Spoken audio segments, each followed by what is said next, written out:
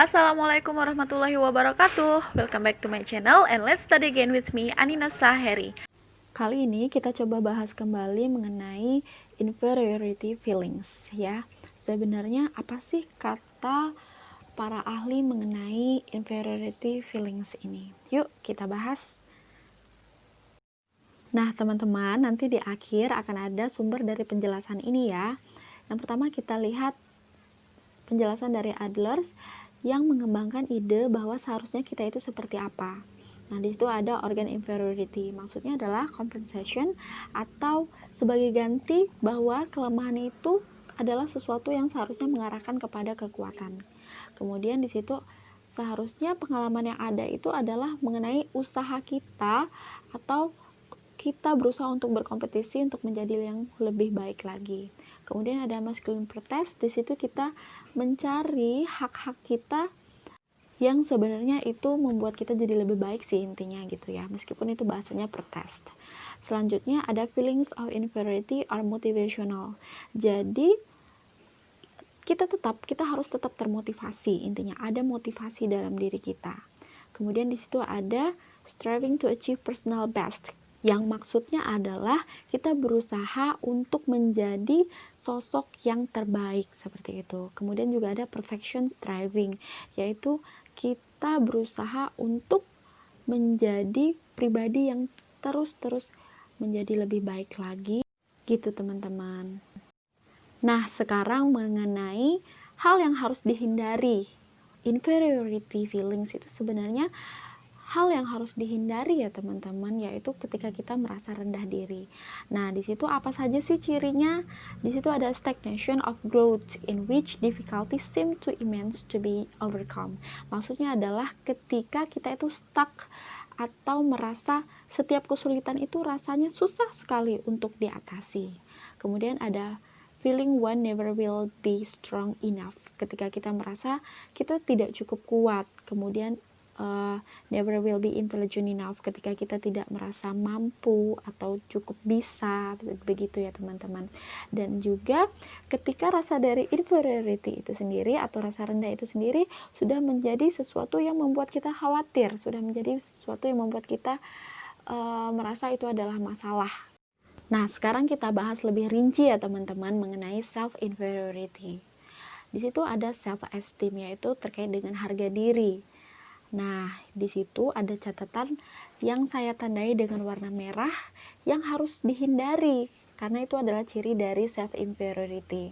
Apa sih? Yaitu ketika ada incongruence, yaitu ketika kita merasa tidak sesuai antara self concept sama self ideal. Jadi kita merasanya seperti apa, kenyataannya seperti apa, kemudian di pikiran kita itu ada seharusnya kita sebagaimana begitu. Jadi ada kekhawatiran mengenai diri kita dengan keadaan yang seharusnya, tapi kita tidak bisa mencapai keadaan tersebut. Kemudian itu biasanya disebabkan oleh social comparisons. Kita jadi sering membanding-bandingkan diri kita dengan orang lain. Nah, those who view themselves as less than also have low self-esteem. Jadi ketika merasa lebih rendah dari orang lain, nah berarti kan dia merasa harga dirinya lebih rendah seperti itu kan. Nah, di situ adalah salah satu ciri dari self-inferiority. Bagaimana seharusnya? Seharusnya adalah avoiding negative feelings. Jadi menghindari perasaan negatif dan creating synthetic feelings of adequacy and worth. Jadi kita harus merasa kita ini cukup bisa, kita ini berharga, seperti itu yang seharusnya. Itu saya tandai dengan warna biru ya teman-teman. Nah, di sini penjelasan lebih lanjut dari Mossack ya teman-teman mengenai self concept dengan self ideal. Jadi bagaimana seorang individu itu memikirkan tentang dirinya dan juga bagaimana dia berpikir seharusnya dia bagaimana begitu. Jadi ada ketidaksesuaian antara keadaan dia dan keadaan seharusnya dia menjadi begitu. Kemudian Mossack juga mengatakan mengenai hasil dari inferiority feelings itu adalah loss of self-esteem, kehilangan harga diri, dan loss of sense of personal worth, merasa kalau dirinya itu kurang berharga begitu. Kemudian akibat lanjutannya apa? Yaitu social isolation of not belonging. Jadi dia mengisolasi diri dari orang lain begitu. Dia jadi tidak akrab, dia jadi tidak mudah untuk beradaptasi dengan orang baru, kemudian ketika orang ramai dianya menghindar, seperti itu. Dan ketika diajak ngobrol itu, dia akan lebih merasa, oh saya tidak pantas untuk bergabung dengan orang-orang yang menurut dia itu jauh lebih baik dari dia. Selanjutnya, ciri dari self-inferiority juga adalah shame atau merasa malu. Malu yang berlebih ya maksudnya di sini teman-teman. Di sini dia itu not being accepted by others. Jadi merasa dia itu tidak diterima oleh orang lain. Merasa feeling of rejection, merasa dia itu ditolak. Kemudian dia juga merasa incompetence. Dia merasa kalau dia itu tidak berkompetensi. Padahal belum tentu orang lain berpikiran seperti itu kan. Nah, di sini ada teori dari Oberst dan Stewart bahwa inferiority feelings itu muncul ketika seseorang itu membandingkan dirinya dengan orang lain yang dipikirnya itu lebih skillful, lebih berkompetens dari dirinya. And finally dia merasa worthless, merasa kalau dia itu kurang berharga begitu. Nah, di sini teman-teman bisa kita lihat pada kenyataannya memang banyak ya orang-orang yang lebih skillful dari kita.